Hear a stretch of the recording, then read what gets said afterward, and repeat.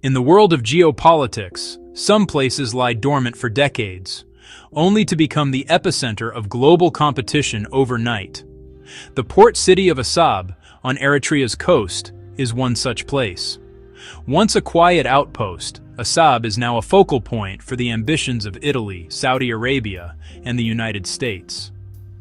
Saudi Arabia's Vision 2030 saw Assab as a gateway to Africa, pouring billions into its modernization. The U.S., alarmed by China's growing presence in nearby Djibouti and the UAE's expanding port network, saw Assab as a chance to reassert itself. This convergence has transformed Assab into a chessboard for Red Sea security and global trade. Italy's colonial legacy lingers in the city's architecture, but today, Saudi capital and American strategy are rewriting its future. The interplay between these powers will not only shape Assab, but could redraw the strategic map of the Horn of Africa. The story of Assab is a microcosm of 21st century power politics, where geography, history, and ambition collide. Assab's true power lies in its proximity to the Bab el-Mandeb Strait, a choke point connecting the Red Sea to the Indian Ocean.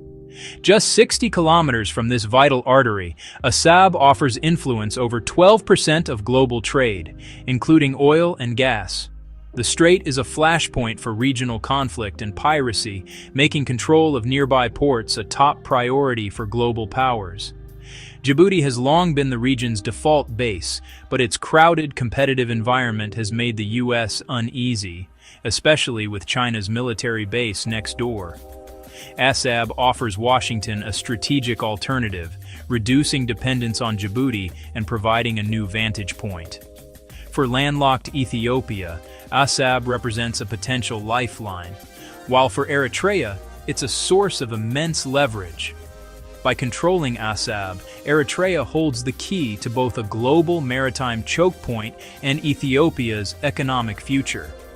In the Red Sea, geography is destiny, and Assab is at the crossroads. Assab's modern story began with Italy's colonial ambitions in the late 19th century. In 1869, an Italian company purchased land at Assab, laying the foundation for Italy's East African Empire. Italian engineers built the port's basic infrastructure: breakwaters, warehouses, and administrative buildings, remnants of which still stand today. This colonial legacy, though born of conquest, gave Eritrea a strategic asset that now commands global attention. Italy's historical ties offer it a modest but unique diplomatic opening, allowing it to maintain a presence as bigger powers compete. The echoes of empire still shape Assab's role in the new great game. Saudi Arabia's Vision 2030 has made Assab a centerpiece of its Red Sea ambitions. In 2025, Riyadh pledged billions to transform Assab into a state-of-the-art maritime hub, complete with new terminals and a special economic zone. The goal double the port's capacity and anchor a thriving economic corridor linking Saudi investments to Africa. But this is more than economics. Saudi Arabia is building a strategic counterweight to rivals like the UAE, Turkey, and Iran. By investing in Assab, Riyadh gains leverage over Eritrea and strengthens its influence along the African Red Sea coast. For Eritrea, Saudi capital is a rare chance to modernize and connect to global trade. For Saudi Arabia, Assab is an investment in both prosperity and power. The U.S. pivot to Assab was a reaction to China's rise in Djibouti and the shifting balance of power in the Red Sea. China's naval base and control of Djibouti's main port alarmed Washington, raising fears of strategic displacement.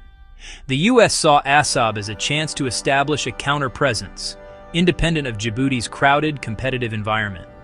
Beyond China, the U.S. is wary of the UAE's assertive port network, preferring to lead rather than compete.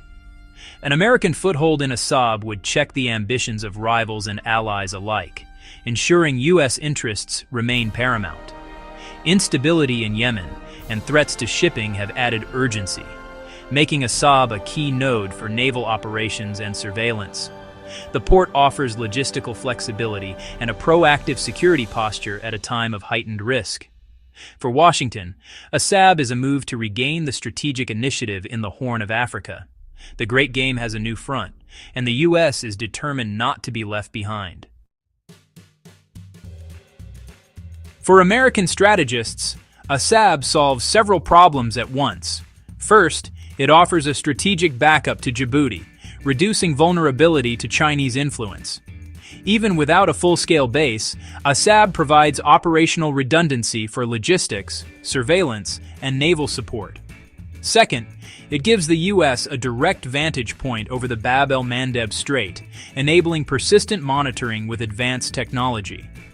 Third, it counters China's expanding port network and signals that the Red Sea is not a Chinese lake. A presence in Assab disrupts rival strategies and reasserts American leadership. Finally, engagement with Eritrea opens new diplomatic channels, allowing Washington to influence regional dynamics and mediate conflicts. Assab is not just about hardware, it's about leverage, influence, and shaping the future of the Red Sea. For the U.S., Assab is a tool for projecting power, military, diplomatic, and strategic. The port's value lies in its flexibility and the options it gives America in a volatile region. Amid great power rivalry, Eritrea holds the cards. Its leadership, shaped by decades of struggle, guards sovereignty fiercely and avoids dependency on any single power. Eritrea welcomes Saudi investment for economic growth, but balances it by engaging with the U.S. on security. This sends a message to Riyadh. Eritrea has options, and no partner can dictate terms. Asmara also maintains pragmatic ties with China and leverages its Italian legacy for diplomatic advantage.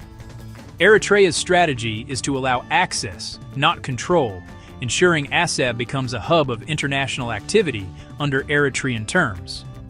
No single nation will get exclusive rights or a permanent base. Instead, Eritrea will manage access to maximize benefits. The government's goal: turn Assab into a source of leverage, not vulnerability. The future of Assab will be a testament to Eritrea's ability to navigate great power competition.